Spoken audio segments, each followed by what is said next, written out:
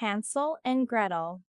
At the edge of a small village, right where the great forest begins, there stood an old wooden cottage. When the wind blew harder, the roof creaked softly. Two children lived there, a brother and a sister. Hansel was the older child. Gretel was smaller and quieter than her brother Hansel. Their life was modest, poor. The forest was always nearby. One evening, the air in the cottage felt heavier than usual. Gretel turned toward her brother and lightly touched his hand. Outside, the forest stood quiet and motionless, as if it were listening too. Night slowly settled over the cottage. Hansel lay still and stared at the ceiling, and beside him Gretel breathed evenly. From the other side of the room came muffled voices. Hansel listened harder. They spoke about food, about how little was left, about how hard every day had become. At one point, the room fell silent, deep, and heavy. Inside him, thoughts began lining up one by one. When the voices finally faded and the cottage sank into silence again, Hansel stayed awake. He rose slowly, careful not to make a sound. "I'll be back soon." She didn't ask anything. She only nodded and closed her eyes, trusting him completely. Outside, the air was cool and clean. Hansel bent down and began gathering small, smooth pebbles. When he returned to the cottage, everything was quiet. Outside, the forest stood still, as if it were keeping its secrets from morning. Morning came quietly, almost unnoticed. Hansel opened his eyes first. He lay still for a moment and listened. Gretel sat up a little later and looked at him questioningly. Their parents were already up. When he told them they would go out together for a walk in the forest, his voice was even, yet there was no joy in it. They set off early while the air was still damp with dew. Hansel walked slightly behind, his hand in his pocket where he could feel the smooth pebbles. Gretel walked beside him and looked around, trying to memorize the way. The deeper they went, the less light reached between the branches. After a long walk, their parents stopped in a place where the forest seemed thicker. They sat on the ground and waited. At first, time moved slowly. Then the sounds of their parents' footsteps faded until only the forest remained. They stayed where they were told. At the beginning, neither of them panicked. It was still light, and that gave them a feeling of safety. But soon the sun began to slip behind the tall trees. Hansel listened, hoping to hear footsteps or voices. Gretel pressed closer and whispered that she was getting cold. Then Hansel understood what he had already felt deep inside. When he saw it, his heart calmed. Hansel stood and told his sister it was time to go. They started back along the path they had walked before. The forest at night looked different. Fear was still there, but it wasn't alone anymore. Pebble after pebble, they were led without being deceived. At last, between the trees, a familiar light appeared, small but warm, coming from the window of their cottage. When they reached home, the door was closed, but everything looked the same as they had left it. That night, they did not talk much. Outside, the forest went quiet again, as if it had never let them go, only tested them. After that night, a strange silence settled in the cottage. But the children felt that something had changed. In the days that followed, life continued slowly. Hansel noticed those looks and understood the worry had not left. One evening, the tension thickened again. The next morning, they left early. The air was cold. The ground was damp. As they walked, he began breaking off crumbs and dropping them along the path, hoping this time too they would find their way back. The forest greeted them the same way as before, quiet and deep. Gretel walked silently beside him, trying not to think of what might happen. But the birds had already taken them. Gretel looked at him with fear. The sun slowly began to sink. The light turned softer and orange, and the air grew cooler. Gretel sat on a fallen log and closed her eyes for a moment. They understood they would not return home quickly. Still, Hansel tried to give his sister courage. As day turned toward evening, they stood again and walked forward. The forest felt endless, yet somewhere deep inside, both of them felt that tomorrow would lead them to something new, something they could not imagine yet. They walked a long time, not knowing where their steps were taking them. Little paths vanished under their feet, and new ones appeared without warning. With every hour, tiredness grew heavier. But Hansel could not pretend. The forest was unknown to him too. The sun sank lower, the light between the branches grew weaker, shadows stretched and melted into one another. When night finally arrived, Hansel decided they had to stop. The ground was cold, but there was nowhere else to go. Night in the forest was different from night at home. Gretel startled and squeezed Hansel's hand. They spoke quietly, almost without words. Tiredness overcame fear. Her eyes closed. Hansel stayed awake a little longer, staring up at the dark sky barely visible through the branches. At last his eyes closed. The forest around them continued living its own life. That was their first night far from home, and the night they understood they could rely on each other even when everything else was unfamiliar. Morning woke them slowly. Gretel opened her eyes and for a moment didn't know where she was. She sat up slowly and looked at her brother. Hunger was the first thing they felt. Their stomachs were empty. Their strength was little. They walked for a long time without speaking much, hearing only their footsteps and the quiet forest waking around them. With time, the air warmed and the light grew clearer. And then, when their strength was nearly gone, something unusual appeared. Between the trees, a little house came into view. Its walls were bright and decorated. The roof gleamed. A sweet smell drifted through the air. Gretel stopped and squeezed her brother's hand. The house looked like nothing they had ever seen. The smell was so tempting that for a moment they forgot their tiredness and fear. Hansel stepped closer and broke off a small piece of the wall. Gretel tasted too, first carefully, then with real delight. Their laughter returned softly as if they were afraid to scare the strange place away. But while they ate, they did not notice that someone was watching. The door opened slowly, and in the doorway stood an old woman. She invited them inside and promised warmth and more food. Hansel hesitated, but hunger and exhaustion won. They did not know the house held a secret. The old woman led them inside with slow, careful movements. It was warm in the house, and it smelled of sweets and something baked, something that reminded them of home. To Hansel and Gretel, it felt like rescue after the long wandering. The old woman brought them food and settled them comfortably. Gretel relaxed for the first time in a long time. His eyes wanted to close, but something deep inside kept him alert. When the children felt better, the old woman changed. Her smile became thinner, her gaze sharper. Then, without many words, she grabbed Hansel and led him into a small room. Gretel stayed alone. Her heart began to beat faster. Gretel nodded, though fear had already settled in her chest.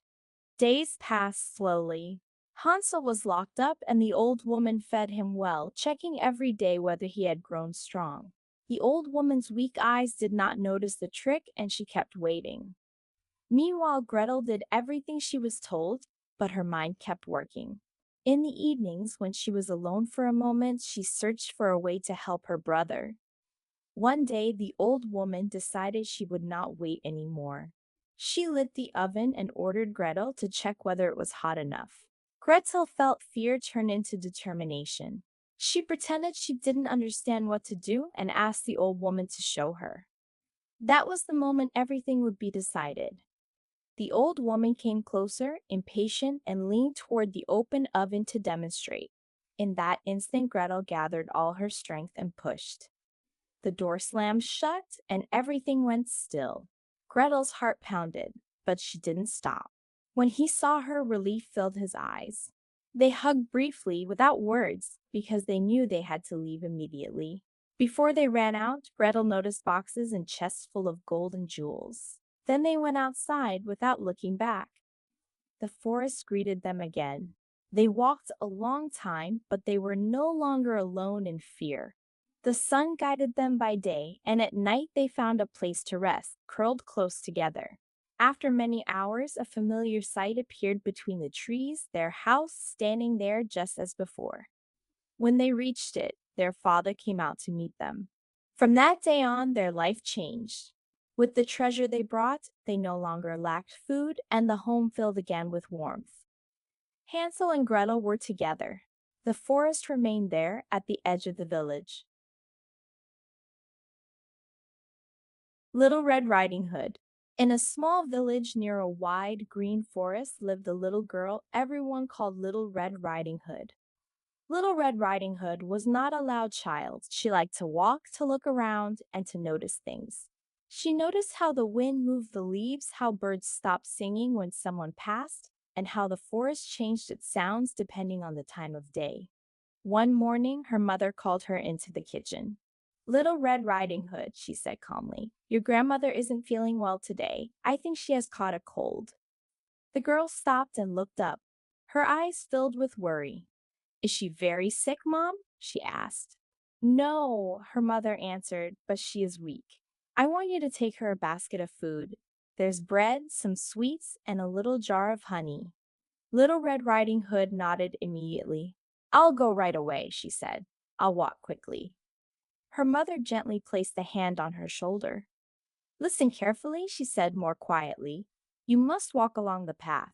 Do not leave it, and do not talk to strangers in the forest. Little Red Riding Hood smiled. I know, Mom. I promise. Her mother looked at her closely. Do you really promise? I really promise, the girl said and took the basket. When she stepped outside, the air was fresh and cool. The sun was just beginning to rise, painting the sky in soft colors. The forest stood quiet and calm, as if it were still waking up. The path was clear and familiar. Little Red Riding Hood walked with a light step, humming softly.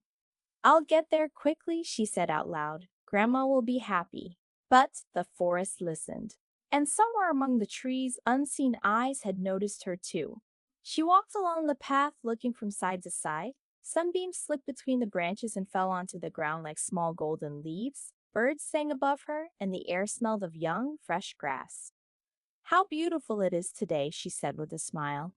Just then, a soft rustling came from the bushes beside the path. Little Red Riding Hood stopped. Her heart jumped, but she tried not to be afraid. Who's there? She asked. From the shadows stepped a wolf. He walked slowly and calmly as if he had all the time in the world. His eyes were sharp, but his smile looked almost polite. Good day, little girl, he said gently. Where are you going so early? Little Red Riding Hood hesitated. She remembered her mother's words, but the wolf did not look frightening. He spoke kindly and even bowed a little. I'm going to my grandmother's house, she answered. She lives at the edge of the forest. To your grandmother? The wolf repeated, smiling wider. How thoughtful of you. And what are you carrying in your basket? Bread, sweets, and honey, said Little Red Riding Hood. Grandma isn't feeling well. The wolf nodded slowly, pretending great concern. Poor grandmother, he sighed. She must be very happy to see you.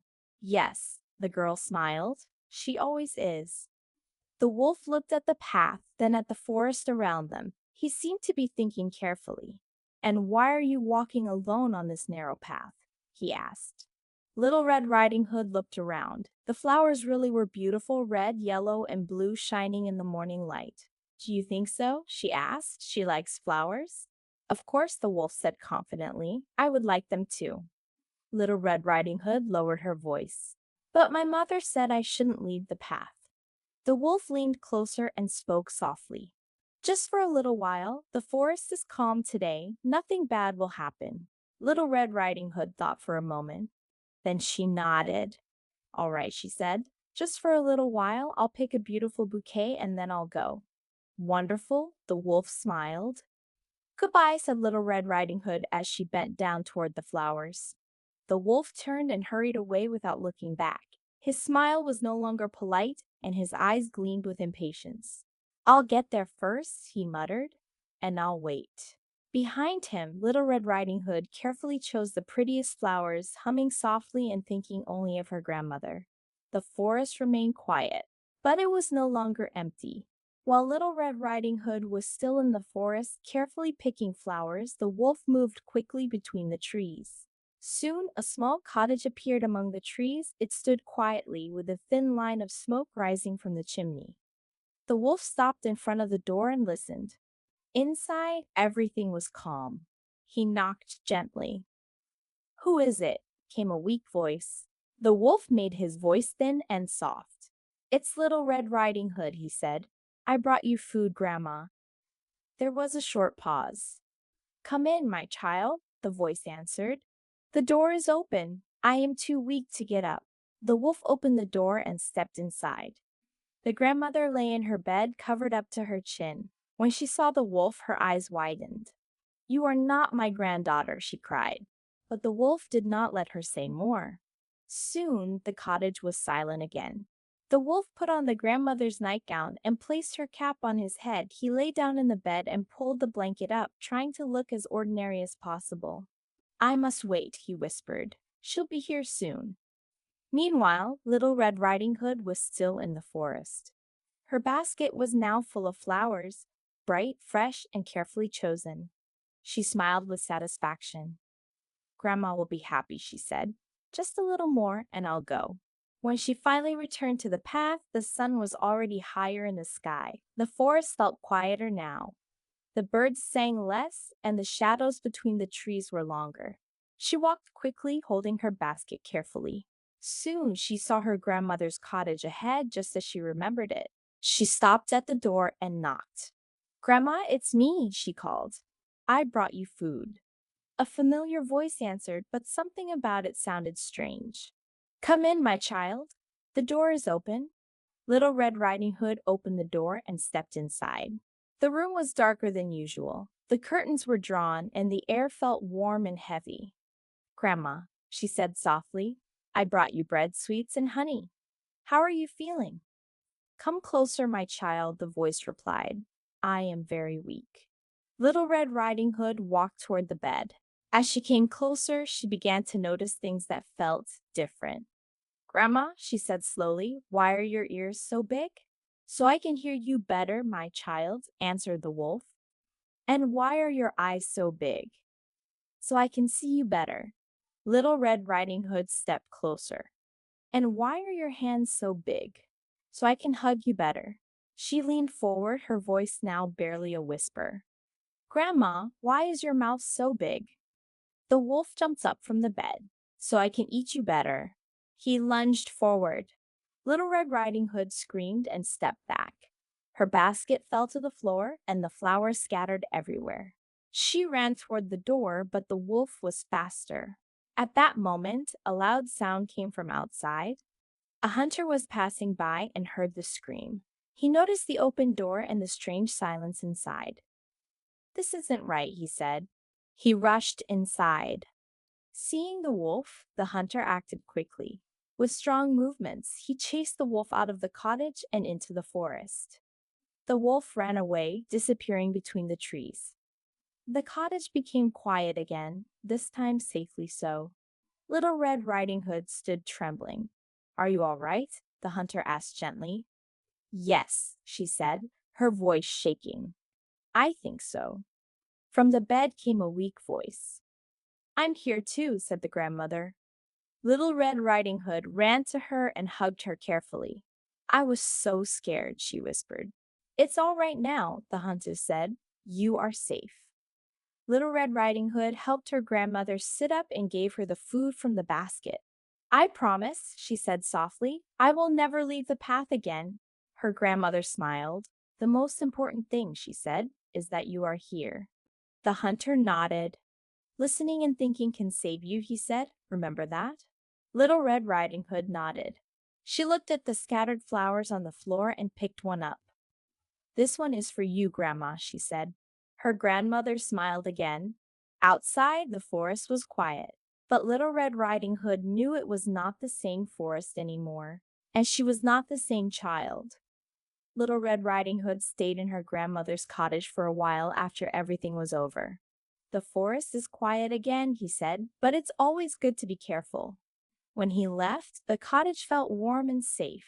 The fire crackled softly, and the light from the window filled the room. Little Red Riding Hood sat beside her grandmother's bed. "I'm sorry I didn't listen," she said quietly. Her grandmother reached for her hand. "You did listen in the end," she said gently, "and you thought. That matters." Little Red Riding Hood looked down at her red hood. It rested on her shoulders, just like always, but now it felt a little different, like it was reminding her of something important. They talked for a while, not about the wolf, not about fear, but about small things, about the bread and the honey, about the flowers from the forest, about how quiet the cottage felt in the afternoon. When it was time to leave, Little Red Riding Hood packed her basket again. This time it was lighter, no flowers, just what her grandmother needed. Her grandmother walked her to the door. "Stay on the path," she said with a smile. "I will," Little Red Riding Hood answered. "I promise." She stepped outside. The forest looked the same as before. The trees were tall, the leaves moved softly in the wind, and the sunlight slipped between the branches. But Little Red Riding Hood felt different. She stood for a moment at the start of the path. "I won't hurry," she said to herself. "I'll watch, I'll listen." She began walking. Each step felt steady. She noticed how the forest sounded, the birds, the wind, her own footsteps. She did not hum this time. She did not speak out loud. She was paying attention. Once she heard a rustle in the bushes. She stopped. She waited. Nothing came out. She continued. When she reached the edge of the forest, she felt relieved, but also proud. She had walked the whole way without leaving the path. At home, her mother was waiting. "You're back," she said. "Yes," Little Red Riding Hood answered, "and Grandma is better." Her mother hugged her. "You look different," she said. Little Red Riding Hood smiled. "I feel different." That evening, she sat by the window and looked toward the forest. It was quiet now, resting in the evening light. "I know you're there," she thought, "but I know myself too." The days went on. Little Red Riding Hood still visited her grandmother. She still wore her red hood. She still liked flowers and sunny paths. But now, when she walked, she remembered to think before choosing. She remembered that kind voices are not always safe voices, and she remembered that promises matter. One afternoon, as she walked with her mother near the edge of the forest, her mother asked, "Do you still like the forest?" Little Red Riding Hood nodded. "Yes," she said, "it's beautiful, but I know how to walk in it now." Her mother smiled. That night, Little Red Riding Hood lay in her bed listening to the sounds outside. The wind moved gently, and somewhere far away an owl called. She pulled her red hood closer and closed her eyes. The forest was still there, and so the story did not end with fear. It ended with something better, with listening. And the day continued, quietly and peacefully. The Wolf and the Seven Little Goats. At the edge of the forest, where the paths became quieter, there was a small, neat little house. Its walls were bright, its windows clean, and around it you could always hear life. In that little house lived a mother goat and her 7 kids. Every morning the home filled with voices. The kids ran, laughed, asked questions, argued, and then made up again. Mother Goat watched them with a smile, but her eyes were always careful. "Children," she said one morning as she prepared her little bag, "today I must go out into the forest." The kids gathered around her at once. "Will you go far, Mama?" asked one.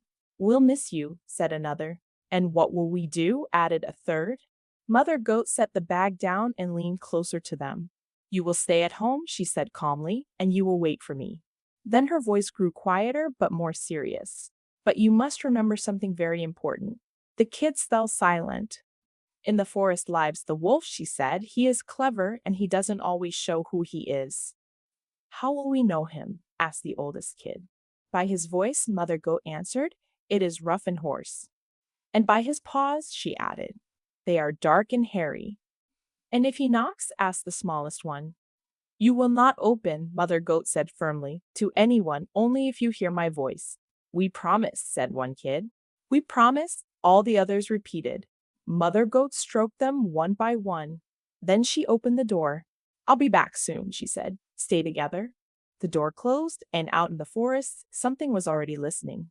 After the door shut behind their mother, a strange quiet settled in the house. Not the quiet that comes at night when everyone is tired, but the quiet that makes ears sharpen and hearts listen.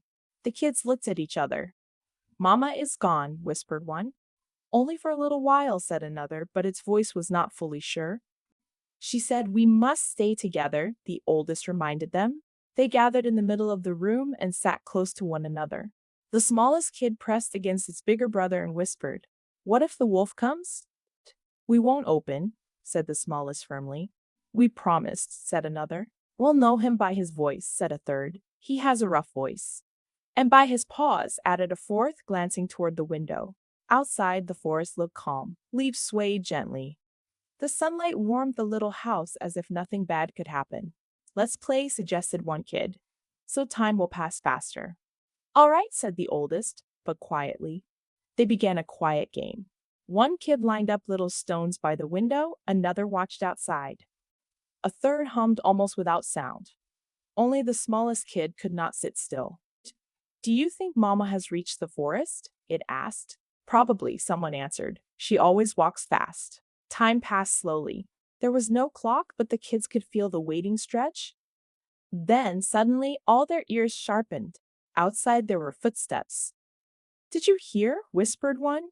"Yes," said another, pressing against the wall. Then came a clear sound. Thump, thump, thump, thump. Someone knocked on the door. The kids froze. "Don't open," whispered the oldest. "Let's listen first," said another. Outside, a voice spoke. The kids stood still and listened. The knocking had been steady and heavy, as if whoever stood there knew exactly what they were doing. The oldest kid spoke in a careful voice. "Who is it? Let us hear your voice." A voice came from outside, trying to sound soft. "It's me, children. Open, I brought you something nice." The kids looked at each other. "That is not Mama's voice," said one of the middle kids. "No," whispered another. "It's hoarse." "Who are you?" the oldest called, trying not to let its voice shake. A short pause, then the voice came again, quieter this time. "I am your mother. Open quickly, I'm bringing food." The smallest kid pressed against the wall. "Mama doesn't sound like that," it whispered. "That's right," said the oldest. "She speaks gently." "Don't open," added another. "We promised." From outside there came a tiny growl, quickly hidden. "Children," the voice hissed, then softened again, "you are very suspicious." "If you are Mama," said one kid, "show your paw through the window." Silence. Only wind moved the leaves. Then something dark appeared by the window. The kids crept closer and looked. "That is not Mama," cried one. "The paw is black," said another. "It's hairy," said a third. "Mama has white paws," shouted the oldest. From outside came an angry sound. "You will regret this," the voice growled. Heavy footsteps moved away from the little house. The kids stayed by the door a long time without moving. "Is it gone?" whispered the smallest. "For now," the oldest answered, "but it will come back." "And us?" asked another. "We will be careful," said the oldest. "And we won't open." Outside, the forest grew quiet again. But somewhere between the trees, the wolf was already thinking. After the footsteps disappeared, the house became quiet once more. The kids didn't move right away. They stayed close together, listening as if expecting something else to happen. "Do you think it really left?" asked one softly. "I think so," said another. "There's no sound now." The oldest kid walked to the window and looked out. The forest looked calm. Leaves swayed. Light fell softly on the ground. "It's quiet now," it said. "We can breathe." The smallest kid sat on the floor and sighed. "Good thing we didn't open," it said. "Mama will be proud," said another. The kids went back to their small tasks. One lined up stones again. Another peered out the window. A third sat by the table and repeated Mother Goat's words in its mind. "She said not to open for anyone," whispered one. "And we listened," another replied. Outside, in the forest, the wolf leaned against a tree. He no longer hurried. He watched the little house from far away and thought, "These kids are smarter than I thought," he muttered. "But I will find a way."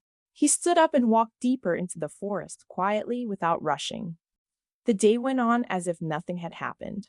And in the little house, the kids felt a bit safer again. They sat together and waited, believing their mother would return soon. The day continued quietly inside. The sun climbed higher and the light through the windows grew warmer and softer. The kids sat around the table and spoke calmly as if nothing special had happened. "Time moves slowly," said one. "When you're waiting, it always does," answered another. The oldest kid stood and looked outside. "Mama is probably gathering food," it said. She will come back soon. And we're doing well, said one of the middle kids. We didn't open just like we promised. The smallest kid nodded and smiled. I like it when we're all together, it said softly. To make time easier, they decided to tidy the house. One kid wiped the table, another straightened the stools. A third opened the window to let in fresh air. It smells nice outside, one said. Yes, said another. The forest is calm today. But not far away, the wolf walked slowly among the trees. He stopped, looked around, and thought. Sometimes you need patience, he told himself. Not everything happens at once. He sat under a tree and listened to the forest's calm sounds, birds, wind, quiet leaves. Back at the little house, the kids gathered again. When Mama comes back, we'll tell her everything, said one. Yes, another smiled. We'll tell her how well we did. They waited quietly.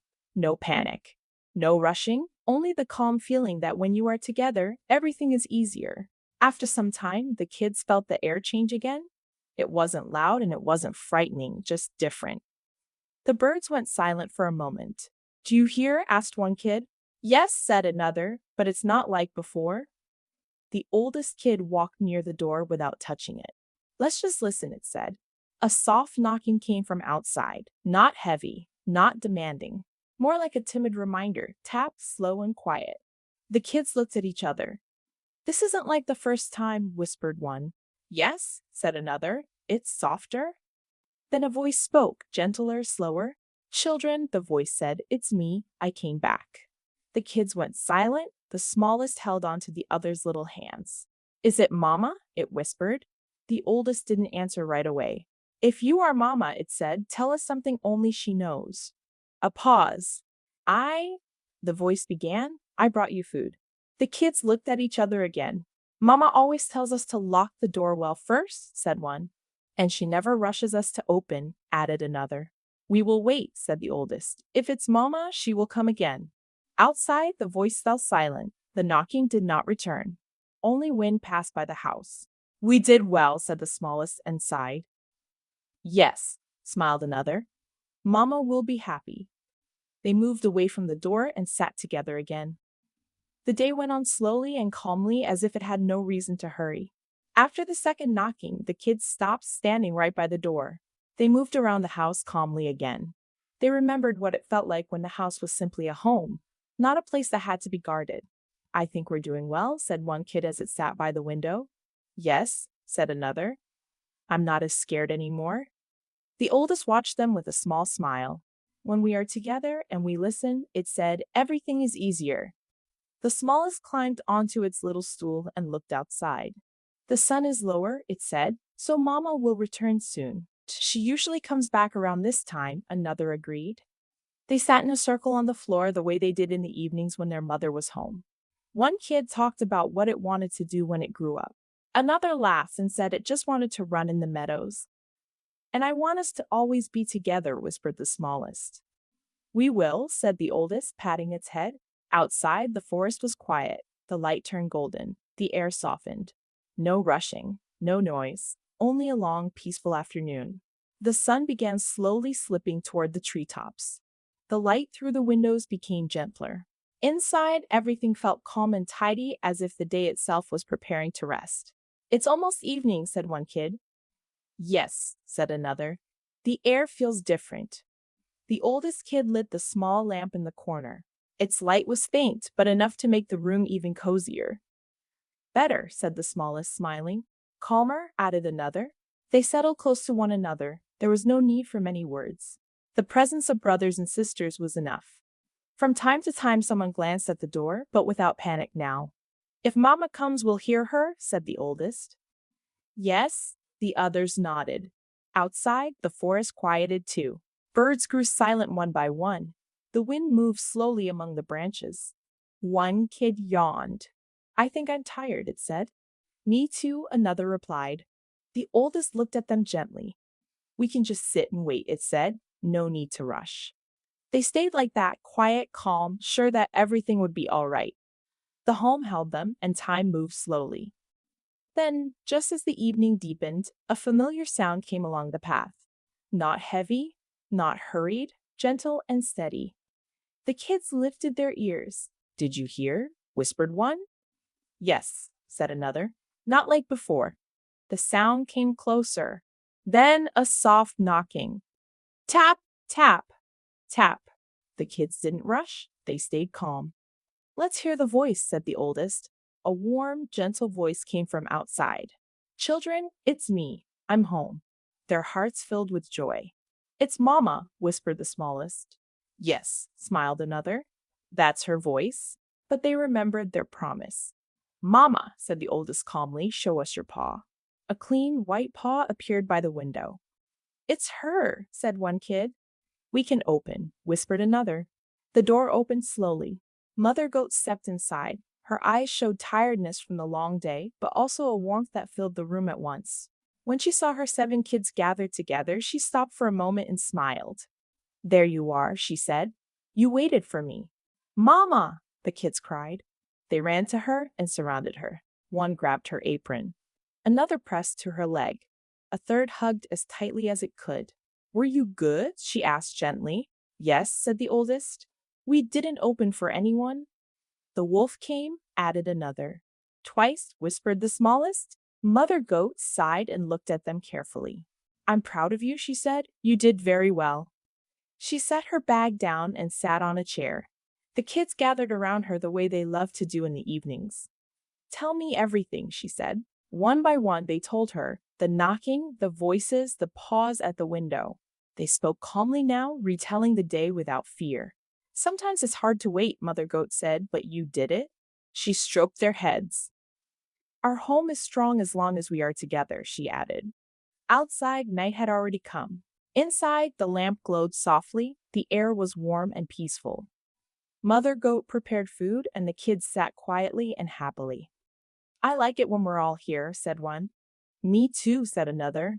Mother Goat smiled. That is the most important thing, she said. After they ate, the house grew even quieter, as if it were preparing to sleep. Mother Goat washed up slowly, without hurrying, and the kids settled around her, some on the floor, some on their stools. I liked how you waited for me, she said softly. We were scared, admitted the oldest. It was a long day, whispered the smallest, leaning against her. Mother Goat looked at them one by one. You know, she said, it isn't always easy to tell who is speaking the truth. But when you are together and you trust each other, it becomes easier. I was afraid, said one kid. Me too, said another. But we didn't open, said a third. That's what matters, Mother Goat smiled. Fear comes and goes, but your choices stay. She led them to the sleeping room. The beds were ready. The blankets were soft and warm. The kids crawled under them one by one. Mama, asked the smallest, will you stay with us? Of course, she said, sitting by the bed. Tell us something, asked one of the kids. Mother Goat smiled and began speaking softly about the forest, about the stars, about how each night brings a little calm with it. Her voice was gentle and steady. The kids' eyes began to close. Good night, Mama, whispered one. Good night, she answered, stroking them. Outside, the night was quiet. Inside the little house, peace lived. Everyone was together, and that was enough. Morning came softly, almost unnoticed. First came the light, golden and gentle, slipping through the windows. Then birds sang one by one, greeting the new day. The kids stirred under their blankets. I'm awake, whispered one. Me too, said another, stretching. The smallest opened its eyes and smiled. Mama, are you still here? I'm here, Mother Goat called calmly from the kitchen. It's a new day. The kids got up one by one. The day felt fresh and light, as if yesterday's worries were far behind. They gathered by the window and looked outside. The forest looks different in the morning, said one. Better, said another. Calmer, said a third. Mother Goat called them for breakfast. They sat around the table and listened as she spoke quietly. Every day teaches us something, she said. Yesterday you learned how to wait and how to protect yourselves. And how to listen, said the oldest. And how to trust each other, whispered the smallest. Mother Goat smiled. These are things you will remember for a long time. After breakfast, the kids went outside for a little while. The sun warmed them. The grass was fresh. They ran lightly, enjoying simple things. I like the new morning, said one. Me too, said another. Mother Goat watched them from the doorway. She knew they were growing day by day, not only in size, but inside. And the day continued quietly, carrying a feeling of peace and understanding full of small, important words that do not get forgotten.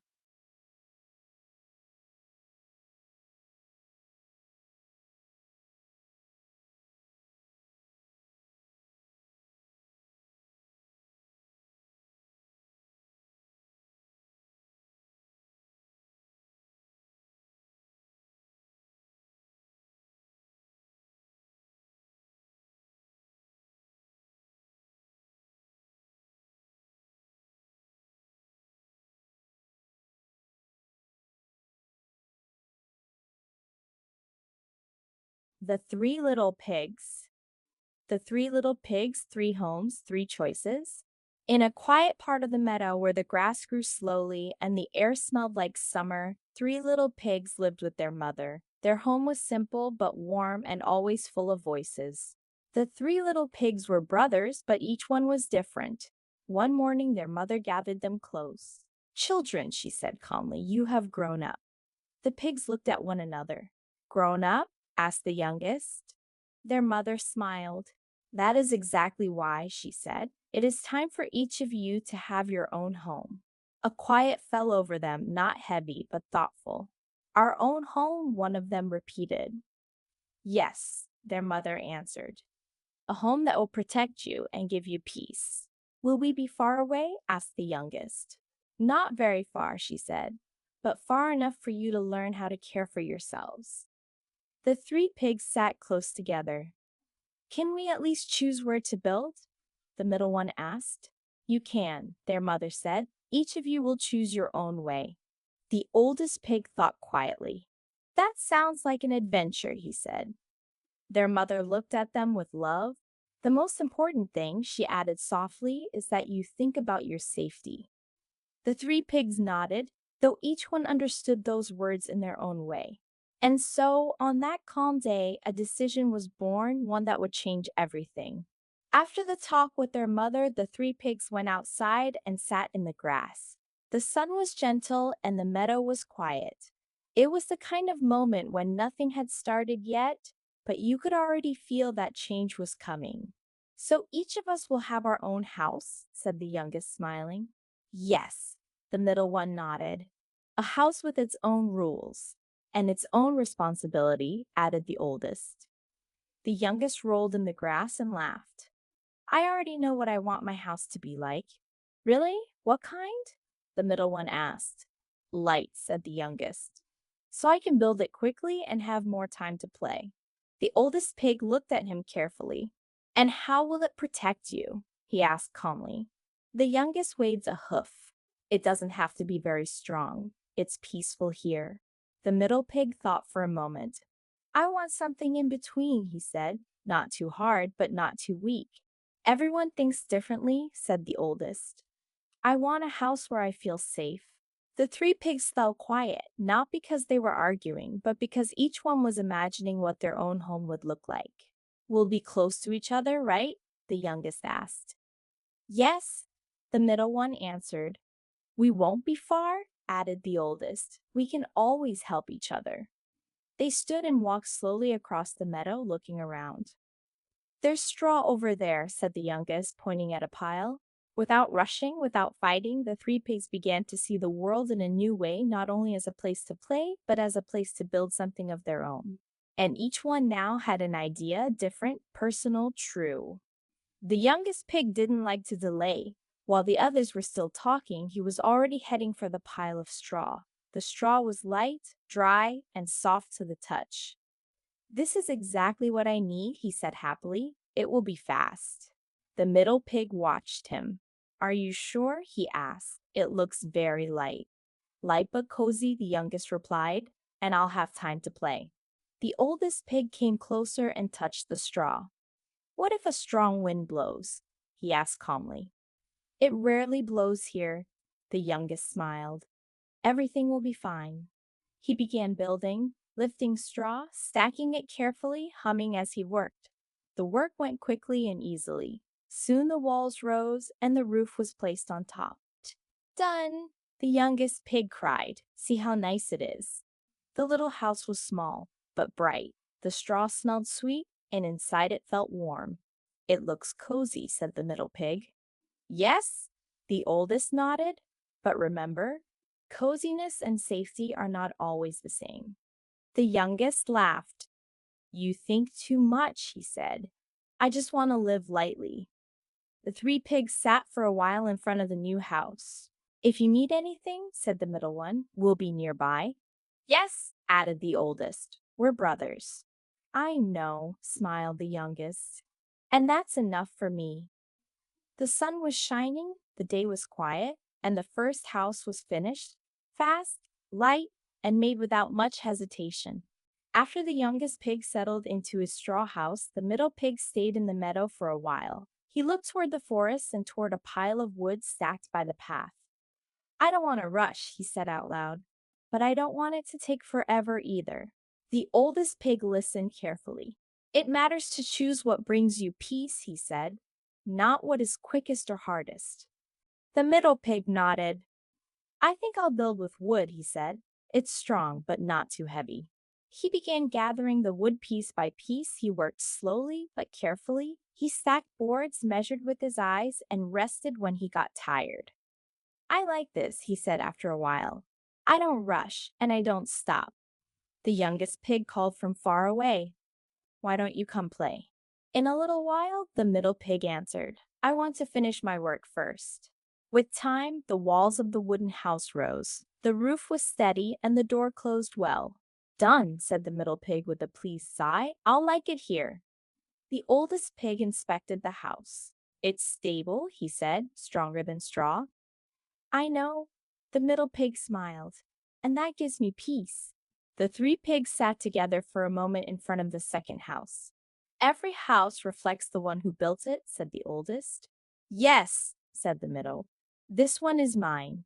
The sun began to sink, and now there were two houses in the meadow, different, but both built with thought and care. Only the oldest pig remained in the meadow after that. He looked at the two houses, the straw one light and cheerful, and the wooden one tidy and calm. Then his eyes moved farther down to where stones and bricks were stacked near the road. This will take me more time, he said softly to himself, but it will give me peace. The middle pig came closer. Still thinking? He asked. Yes, said the oldest. I want a home that will last. The youngest pig popped his head out of the straw house. Come rest, he called. You don't need to work so hard? The oldest smiled. Exactly, he said. I don't need to rush. And he began. He carried brick after brick. He placed them carefully and checked each wall. When he got tired, he paused, breathed, and continued. That's heavy, said the middle pig, watching. Yes, the oldest replied, but it makes me feel safe. The day moved on slowly. The sun traveled across the sky, and the brick house grew row by row. It wasn't fast, but it was solid. It will be done when it's done, the oldest pig said calmly. The youngest scratched his snout. I already moved in, he said proudly. Me too, added the middle. I'm happy for you, said the oldest. Soon I'll have my home too. By the time evening neared, the brick house had walls and a roof. It wasn't perfect, but it was strong. I will feel good here, the oldest pig said, looking around. The three pigs gathered together for a moment. We're different, said the middle, but we're brothers, added the youngest. And that's the most important thing, the oldest finished. Evening fell slowly over the meadow. The sky darkened, and the air grew quiet. Now there were three houses spread out, but not far apart, and in each one a small lamp glowed. The youngest pig settled comfortably in his straw house. The straw rustled softly when he moved. I like it here, he whispered. It's warm and cozy. He relaxed and closed his eyes, pleased with the day. In the wooden house, the middle pig arranged his things. He looked at the walls, the door, the roof. This is exactly my taste, he said. Not too small, not too big. He sat on the floor and listened to the quiet. In the brick house, the oldest pig walked through the rooms once more. He touched the walls, checked the door, then sat down and sighed. I'm tired, he said, but it was worth it. Even though they were apart, all three pigs thought of the same thing, their mother, and the strange feeling of being on their own, and the comfort of being close enough to each other. The youngest pig looked out his little window. "Are my brother's lamps still on?" he whispered, and he saw them, two small lights in the distance. "Good," he smiled. "I'm not alone." The middle pig looked out too. "We're all here," he said softly, and the oldest pig sat by his window and looked at the stars. The first night is the strangest, he thought. Then it gets easier. Night covered them gently, without noise, without fear, only with the feeling that each one had made a choice and tomorrow would be a new day. Morning came slowly and softly. The sun rose above the meadow and touched the three houses one by one, first the straw, then the wood, then the brick. The youngest pig stretched and smiled. "Morning is nice," he said. "My house is still standing." He opened the door and stepped outside. The air was fresh and the grass was wet with dew. In the wooden house, the middle pig was already awake. He straightened a few things, then stepped out too. "Good morning," he said when he saw his brother. "Good morning," the youngest replied. "I slept wonderfully." A little later, the brick house door opened. The oldest pig came out and looked around. "New day," he said calmly, "and everything is all right." The three pigs met in the middle of the meadow. They didn't rush. They didn't talk much. They were simply together. "It's strange," said the middle. "Now each of us has a home, and we're still close." "Yes," the youngest smiled. "I like it this way." "Me too," added the oldest. "It's a new rhythm." They sat in the grass and watched the day begin. Birds flew nearby, and the meadow stayed peaceful. "So what do we do today?" the youngest asked. "We live," said the middle. "And we take care of our homes," said the oldest. The sun climbed higher, and the three pigs felt that this morning was the beginning of something new, not loud, not dramatic, just different. The day moved forward calmly. The shadows shortened. The three pigs busied themselves with small things. One tidied around his house, another cleared a little path, and the third simply lay in the grass and watched the clouds. "I like how quiet it is," said the youngest. "Yes," said the middle. "When it's quiet, you can think better." The oldest pig listened. It wasn't a clear sound, just a distant feeling, the way the wind carries a faraway noise. "Did you hear something?" he asked calmly. "Maybe the wind," said the youngest. They were quiet for a moment. The air moved slowly. The grass whispered. Nothing looked different, and yet something felt new. "Sometimes the world reminds us we are not alone," said the oldest. "And that isn't always bad." "I'm not worried," the youngest smiled. "My home is here." "And mine," nodded the middle. "And mine," said the oldest. They smiled. They knew that if anything changed, they would feel it in time, and for now, the day stayed slow and gentle. A little later, as the sun warmed the path, a visitor appeared. He didn't rush. He walked slowly, looking around as if enjoying the day. The oldest pig noticed him first. "We have a visitor," he said calmly. The middle pig turned. "He doesn't look hurried," he said. The visitor came closer and stopped at a polite distance. His voice was even and courteous. "Good day," he said. "You have a wonderful place here." The pigs looked at one another. "Good day," replied the oldest. "Yes, we like it too." "Each of you built a home," the visitor said, looking at the three houses. "Interesting." "That's right," said the middle. "Each in our own way." The youngest grinned. "Mine is the lightest," he said proudly. The visitor nodded. "Every house carries the character of the one who built it," he said calmly. The conversation went on without tension. Wind stirred the grass lightly, and the day stayed bright. "I'm glad we met," the visitor said after a moment. "I wish you a good day." "And you," the pigs answered. The visitor turned and continued down the path. He didn't add anything. He didn't stop. He simply left the way he had come. The youngest watched him. "He was polite," he said. "Yes," the middle replied, "and calm." "It matters to listen," said the oldest, "and to remember what we have." The pigs returned to their small tasks. The day stayed easy and slow, and their homes stood where they belonged, different but close. After the visitor was gone, the meadow grew quiet again. A cloud covered the sun for a moment, and the air became cooler. It wasn't anything dramatic, just an ordinary wind. The youngest pig heard the straw rustle. The wind is getting stronger, he laughed, but it feels nice. The middle pig looked at his wooden house. Mine stands steady, he said calmly. I like that sound. The oldest pig placed a hoof against the brick wall. Sometimes the wind reminds us why we made our choices, he said quietly. The wind crossed the meadow. It touched the straw house first. It shook a little, but stayed. It's holding, said the youngest. Then the wind reached the wooden house. The boards creaked softly, but everything remained steady. No need to worry, the middle pig smiled. Finally, the wind passed by the brick house and was barely felt. The three pigs stood and watched. Every home reacts in its own way, said the oldest. Yes, the middle nodded. And we're all still here, said the youngest. That's what matters.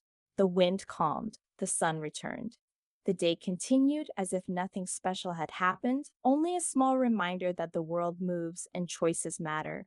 The three pigs met again between their houses, not because they had to, but because they liked being together. I think I understood something today, said the youngest and sat in the grass. What? Asked the middle. That a home isn't only a place where you sleep, the youngest said. It's a place where you feel calm. The oldest nodded. And a place that makes you feel safe, he added. The middle pig looked toward his wooden house. And I learned that I like it when I don't rush, he said, when things are tidy but not heavy. The youngest smiled. My house is light, he said, but today I realized lightness needs attention. The oldest listened quietly. Each of us chose differently, he said, and that's good. What matters is that we know why. They fell silent for a moment, not an awkward silence, but the kind where the words have already done their work. I'm glad we're close, said the middle. Me too, said the youngest. That makes us stronger, the oldest finished. The sun began to set slowly. Shadows stretched. The air softened. The pigs headed back to their homes, each on his own path, but with the feeling that none of them was alone. That evening was quieter, more thoughtful, full of small ideas that would stay with them. Night spread over the meadow like a soft blanket. The moon rose between clouds and shone on the three houses. Inside, each pig thought about the day. In the straw house, the youngest lay on his back and looked at the roof. Today I learned something, he whispered. When you care for something, it cares back. He promised himself he would pay more attention tomorrow, not from fear, but from respect for his home. In the wooden house, the middle pig sat by the window. Moonlight outlined the frame. I liked it when everything was in balance, he said softly, when there is time for work and time for rest. He promised himself not to rush and not to compare, only to follow his own rhythm. In the brick house, the oldest closed his eyes and breathed deeply. Safety isn't only in walls, he thought. It's in knowing you're not alone. He promised he would be there for his brothers when they needed him, not with lectures, just with presence. Night moved on. Thoughts settled. Sleep came slowly. In each house, a small promise was made, not to others, but to oneself. And when their eyes closed, the meadow remained quiet. Three houses. The three pigs met once more in front of their houses the way they had started to do. It feels like we know what matters now, said the youngest. Yes, said the middle. To do things in a way that brings peace. And to stay close to each other, added the oldest. They looked at one another and smiled, not because everything was finished, but because it was real. Every home is different, said the middle. But they are all homes, said the youngest. Because they were made with care, the oldest finished. Evening wrapped around them gently. The lamps in the three houses lit up one after another. Outside, everything was quiet and calm. The three pigs went inside, each to his own home, with the feeling that they had grown through their choices. And so the story did not end with a fast ending, but with something more valuable. The understanding that a home is not only a place,